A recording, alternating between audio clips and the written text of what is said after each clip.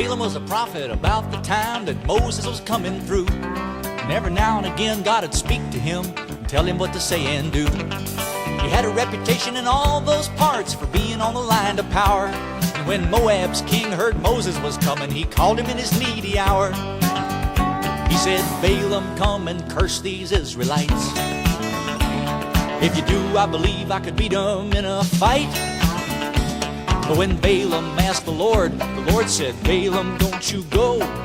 Israel is blessed by me, don't you go mess up my show. But Balaam's head was turned by the money he could earn, so he saddled up his donkey anyway.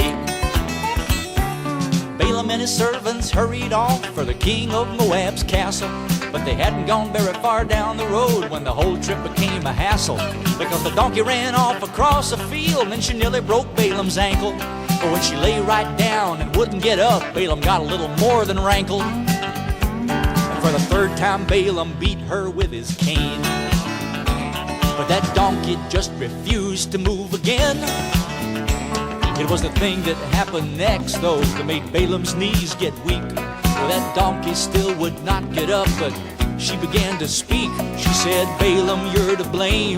The way you beat me is a shame, 'cause all I've done is tried to save your life.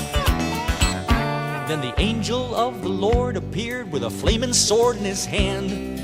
Balaam fell down on his face, a very frightened man.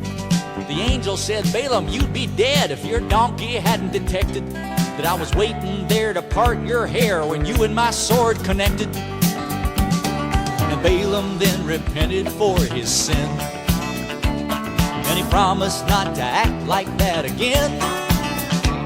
And I hope he learned his lesson about God's reward for greed. But you know, it's that talking donkey that's really strange indeed. Now that donkey's just a donkey, but she's still the thing God used. And that's the point I want you all to see. The Lord's the one who makes the choice of the instrument He's using. We don't know the reasons and the plans behind His choosing. So when the Lord starts using you, don't you pay it any mind. He could have used the dog next door if he'd been so inclined.